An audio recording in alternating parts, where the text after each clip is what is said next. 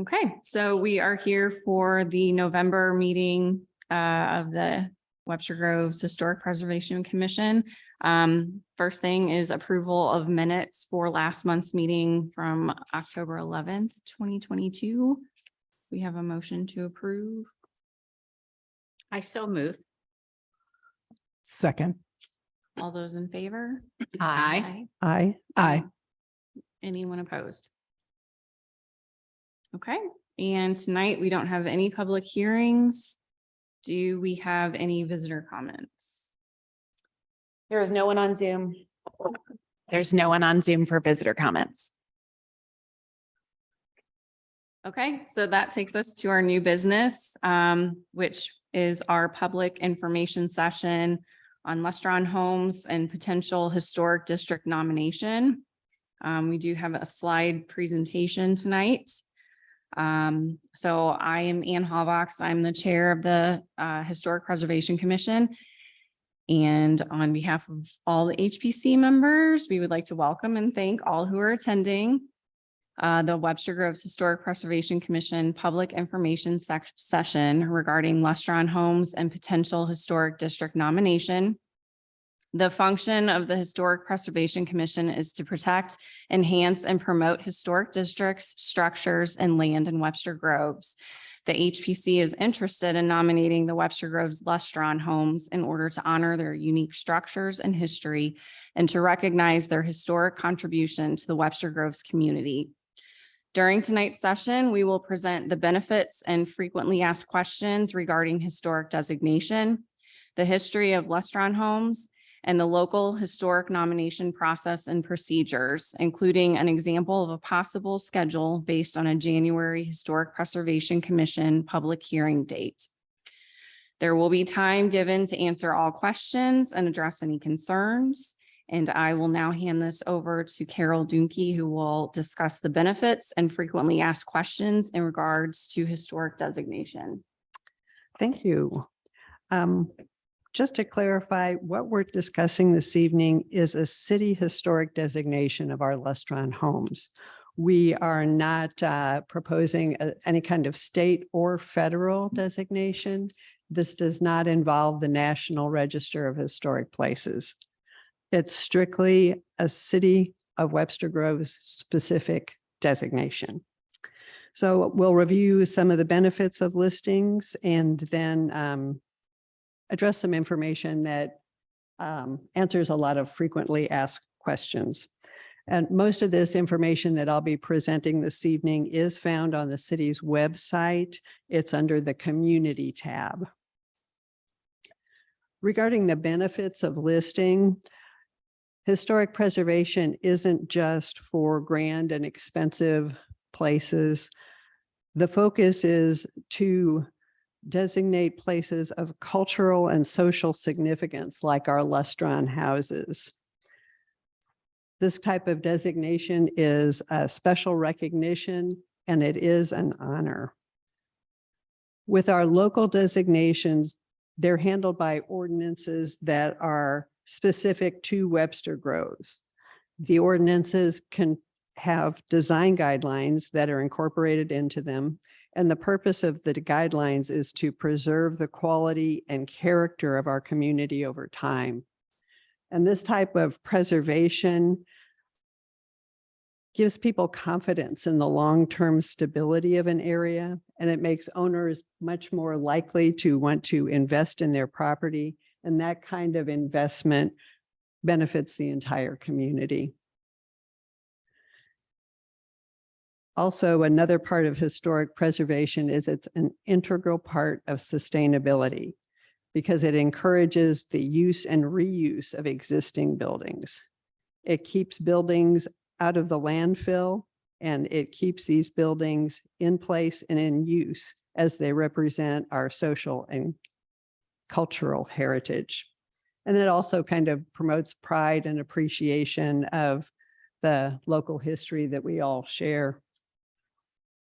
As far as frequently asked questions, will there be any costs involved to property owners? No, there are no costs or fees. There are no kind of house tours that are required. And of course, important question is, how will this affect my property values? Will it reduce my property value? Will it make my house hard to sell? Generally speaking, historic designations tend to increase property values. A lot of people seek out the qualities of historic properties. Obviously, some people prefer newer construction, but I think a lot of the real estate agents that are familiar with St. Louis County use Webster Grove's reputation as a historic community as a selling point. What about property taxes? According to the St. Louis County Assessor's Office, property taxes do not go up solely based on historic designations. And as far as any money to fix up historic properties, there are currently no tax credit programs for renovation of locally designated properties. The historic tax credits are for state and federal tax credits. Those are for National Register properties, and that's not what we're discussing here this evening.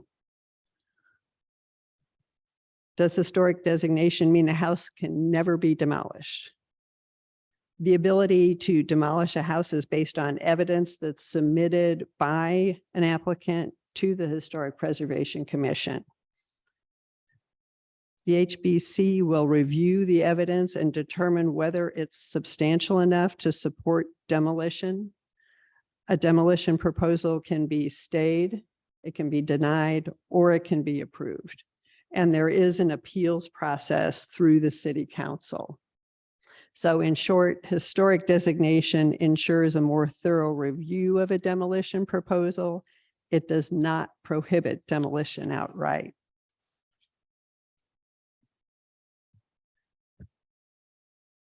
You can change your house if it has an historic designation.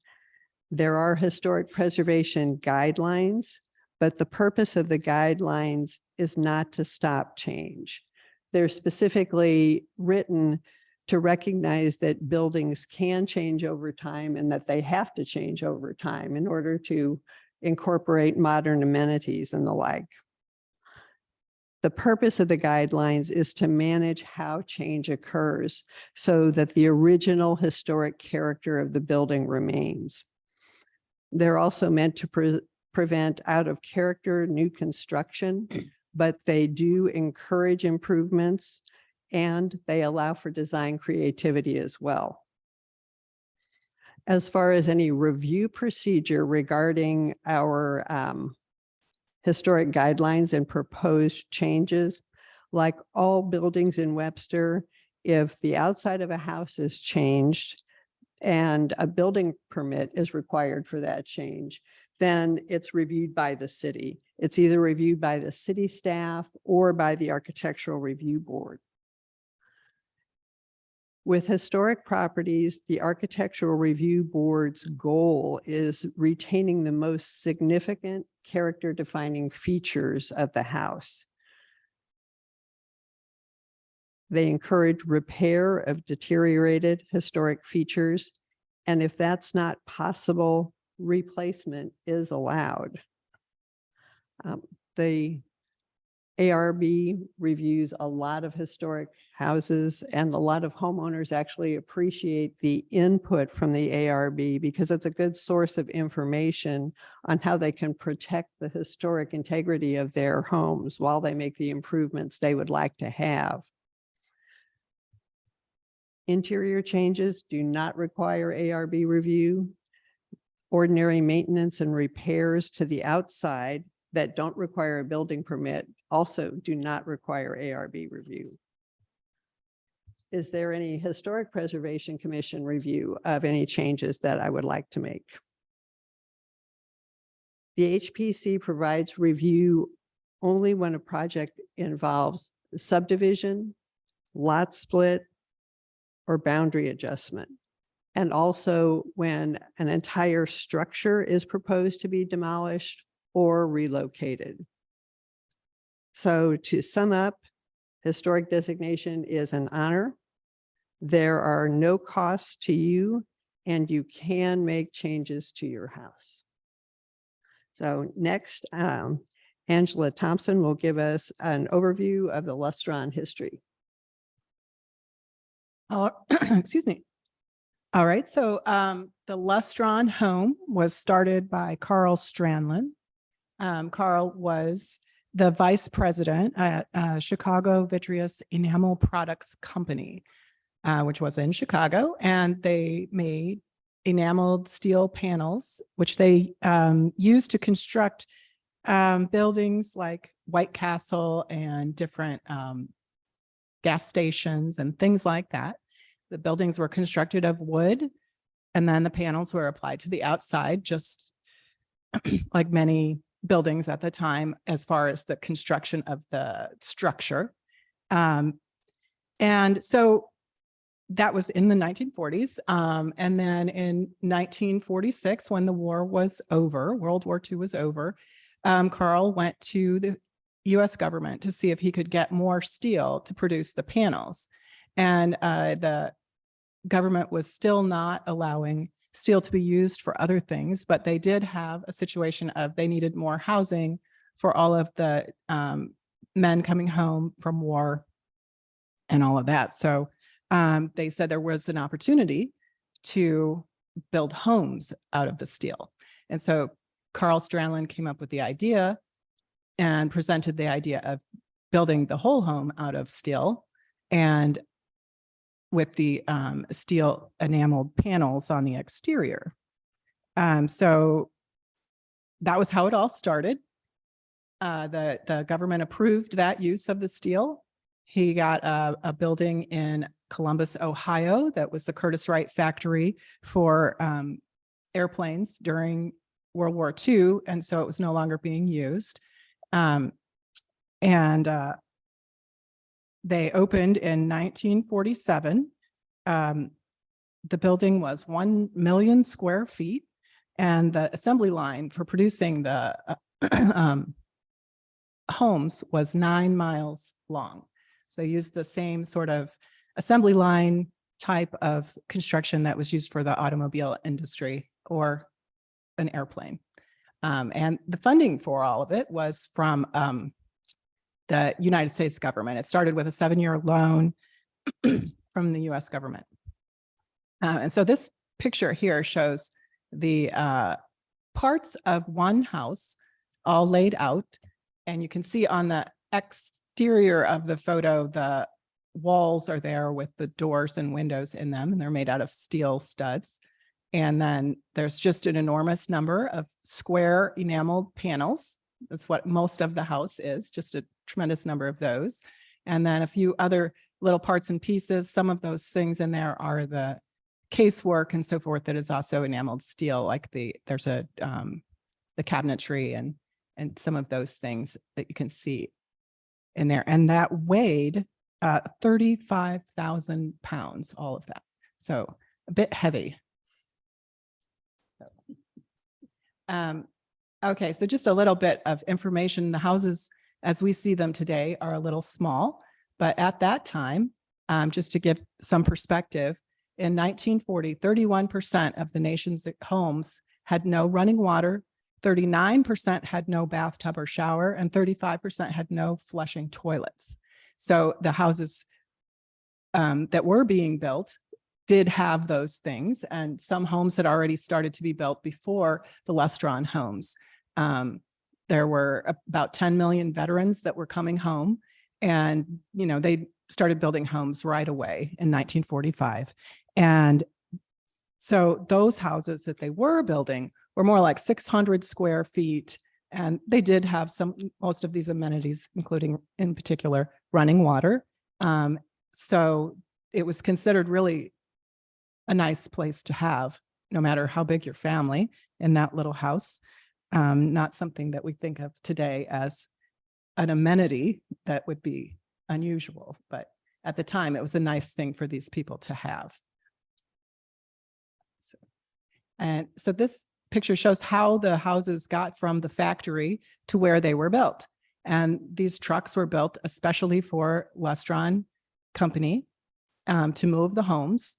And the outside of that is actually the walls of the house.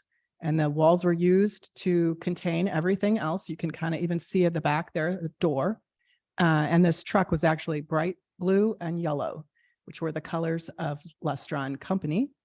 And the truck would stay there until the house was, all the parts were removed for the house to be built. It was used sort of like a warehouse of the parts. Making of the homes was a bit unusual at the time, in that it did mimic the auto industry, or as I said before, like an airplane, a factory that it was in, and with the large, very, very large assembly line, and it stamped the steel pieces and then enameled them. And they were enameled in a variety of colors, which was one of the main things that a person could choose. Obviously, there weren't a lot of choices to be made. There were only a couple different styles of the home, and the parts and pieces were steel. So there wasn't a lot of changing that you could do, but you could choose different colors. And the construction took about 2 to 5 weeks. And these houses were about 1,000 square feet. So they were a bit larger than what had been built, because the other ones were 600, so you have significant difference there in the size, really, even though that still seems a bit small by today's average house size. And they did have the built-in cabinets and so forth. And one of the interesting things that was also included was called a Thor Automagic. And it was a clothes washer, dishwasher combo. And you could take the tub out to wash your dishes and put it in to wash your clothes and whatever. It was not really a particularly successful appliance, but it was something that was in all the homes. So this is one of the houses where it was started with, where just the walls were up, that were the manufactured walls and roof trusses and so forth.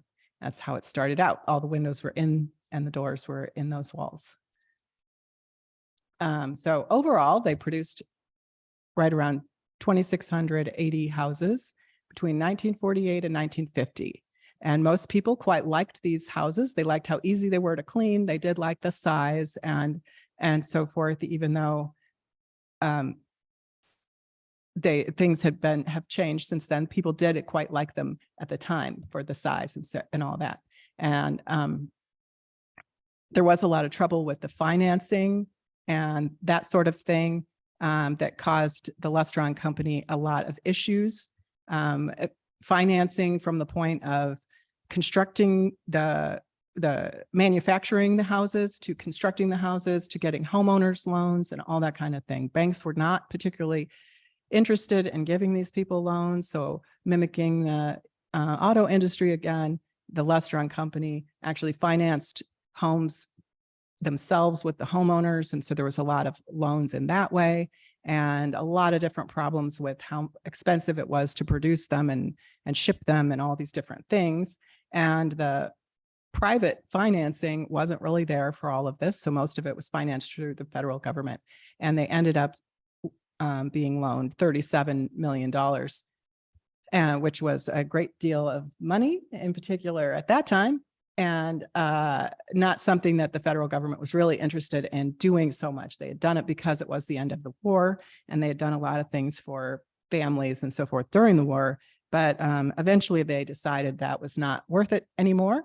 And much to Carl Strandlin's dismay, he tried many times to keep them from foreclosing, but eventually they did. And in 1951, the Lestron Corporation was closed and converted back into defense production.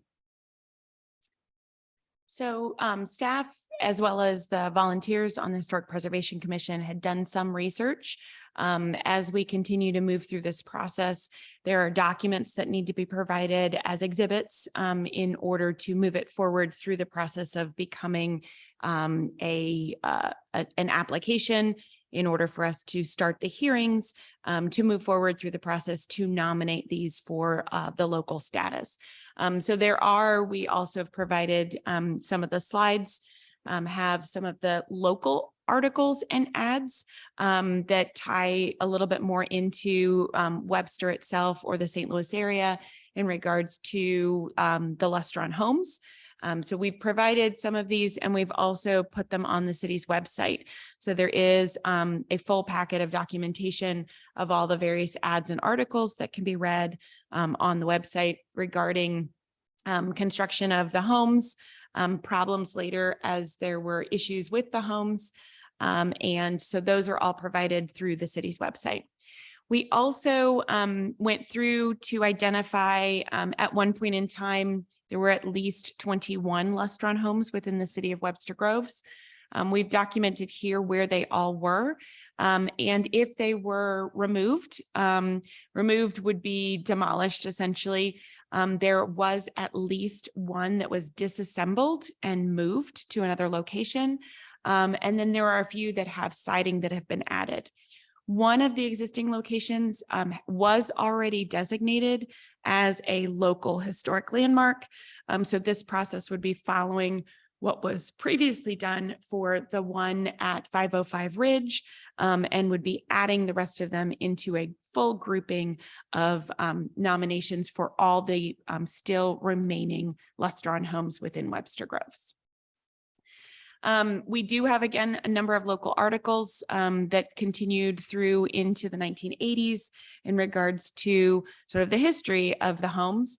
And there were other questions that came up as other articles that are even more recent, as more and more were being demolished in 2005, 2006, and moving forward. We do have an opportunity to ask some questions regarding the history. We do have one person online watching. If anyone wants to ask any questions, you can raise your hand on Zoom. At this point, I'm going to continue moving forward through just the process of what the Historic Preservation Commission will be moving forward with. But again, if anyone has any questions, you can raise your hand on Zoom. Part of the Historic Preservation Commission's duties regard the nomination of either properties, specific structures, sites, areas, or districts. There's a series of calculations and criteria that we look at for evaluation in order to look at what it would be both locally, follows the same set of criteria if it were going for a national register nomination. We try to follow the same process. That way, should it wish to move forward and also be nominated nationally, the basic information has been pulled and gathered, and a lot of the documentation can be used. In Webster Groves, many of the districts started out actually as national and then were added to local. Not very many have started as local and gone to national. It just seems to be with the history of volunteers that were able to do a lot of work. Looks like in the 70s and 80s, a lot of documentation was pulled together and they were able to apply nationally first. The criteria for nomination include a number of different factors. I'm not going to read through each of them, but overall, there are a number of things that we look at. In this case, we'd be looking at some of the heritage or the cultural characteristics, some of the history of something that might not be normal to what you would typically think of. Many people think of it's 100-year-old homes. We're only looking at things that are of a very advanced age, but many times there are elements of things in the mid-century or the modern times that can also be nominated. They look at the overall setting and harmony of a collection of buildings, not just a collection of buildings all in the same district, but sometimes a collection of buildings within a community, which is what this one is looking at. There is always the idea that it is the potential that it can be returned to its accurate historic appearance. We have many that are still essentially looking today as they did before. There are a few that have been cited, and then of course there's ones that have been demolished. We also look at whether there are, and some of these characteristics or criteria are not going to be applicable, like there's a specific person who contributed to the development of our community. But overall, there is still some significance to the person who founded the company and created this movement of these homes across the country and in other states. There's also a lot about the distinguishing characteristics of the architectural type. any kind of identification with a particular builder. It continues on about the elements of design, detailing materials. This is obviously very unusual to have all metal with the different materials that were used and the color and the pattern. And then also the unique location or physical characteristics that make it a feature within the neighborhoods. So many people, as they're driving around who are aware of the Lustron homes, know and can point out a Lustron as they drive through the neighborhood because they know what to look for. Also, a couple other elements of, is it suitable for preservation or restoration? And any other important history that could come about with our community. A lot of it related to highways, related to the railroad, how transportation brought things like kit homes in different ways that were brought in pieces and then assembled on site can be very important to the community. The process that we go through in terms of looking at this nomination, staff and the HPC do research, which is that first box that we've already started doing, providing the research both on how these same homes have been nominated in other states and other communities, and then looking at any research that's local, like the articles that we were able to find, looking for sites for when they were originally constructed within Webster Groves, and then some of the articles soon after during the construction. We do provide a 7-day minimum notification prior to our first hearing. Our first hearing is here before the Historic Preservation Commission. It would be a very similar presentation to tonight. We would go through all of the different exhibits, the important information, why it is believed to be a candidate for a nomination, and then what the end of the process would be in terms of voting to move it forward to the City Council. After that hearing, within 15 days, a letter of determination from the Historic Preservation Commission to the City Council is provided. That letter of determination provides the council with the time frame to be able to do, again, a 15-day minimum notification. Any of the hearings with the 15-day notification would provide newspaper ads within the Webster Kirkwood Times. Those are always on a Friday. So our 15-day notification sometimes becomes at least a 17-day notification when you look at the timing of when meetings occur and when it has to go into the paper. A hearing before the City Council, very similar to the hearing before the Historic Preservation Commission, would occur. All of the findings of fact, all of the different exhibits and criteria would be presented before the council as it had been presented before the Historic Preservation Commission. It goes before for that hearing, and if there is no additional information required, the council will close that hearing. And there is then another 15 days that is provided for the determination. The way that is written in the code doesn't necessarily provide for, there is a requirement for a first and second reading before the council, and then a final third reading before the council, which typically happens 14 days later. Depending on how the timing works, sometimes that gets a little off if there's an extra week in the month. So typically it is a 15 days that it needs to make that determination. We usually try to make sure that we try to time it so that it does meet and doesn't have an odd week in between. So staff went ahead and looked at, well, I'm going to first identify, there is a lot of additional information that we have already provided on the city's website. If you go to webstergrovesmo.gov/Lustron, there's a PDF that I believe is almost 100 pages long, if not more, that provides a series of articles from 2005, 2012, a number of the different ads that were found in the newspaper, as well as other articles from the 1940s, soon after, during the construction, and soon after the construction. An example of a possible schedule. If staff was looking at the possibility, if the Historic Preservation Commission on their regular Tuesday meeting, which is Tuesday, January 10th, as staff has been working with schedules, if it should go before on the Tuesday, January 10th hearing, the 15 days to get the letter to the council would occur between the January 10th meeting and a potential February 7th public hearing before the City Council. The ad, that would give enough time for ads to go in the paper, for notices to be posted, for letters to go out to all the property owners. It would go out to both the property itself, that address, as well as any other owner if the owner does not live at the property. The city council would then be able to hold the first and second reading of such an ordinance to designate it as local, historic district, and that would occur usually or typically on the same night. Because of the way the dates would work in February, it would work out perfectly that within 14 days, which would be within the 15-day timeframe, a reading of the final reading of the ordinance could occur on Tuesday, February 21st. Then there is a letter of determination that's sent out to the property owners within 15 days of the ordinance approval. So the overall process can be quite short. It can also be extended out as long as different notifications and key timelines are being met.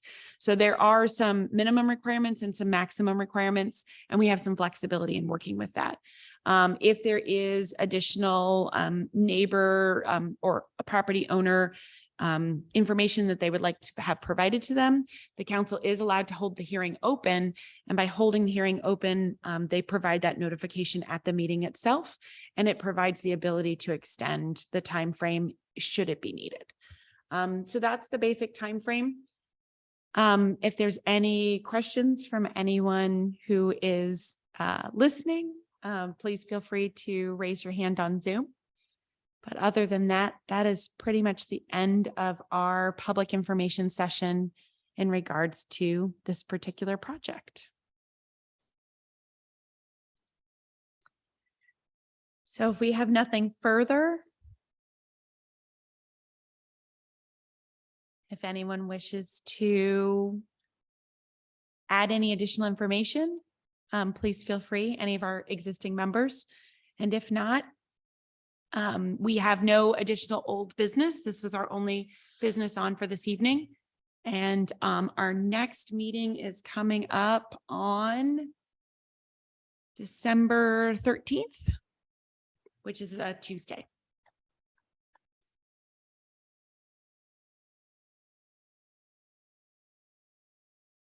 Does anyone want to make a motion?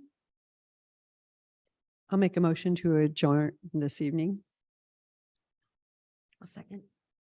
I'll second. All those in favor? Aye. Aye. Aye. Is there anyone opposed? Okay.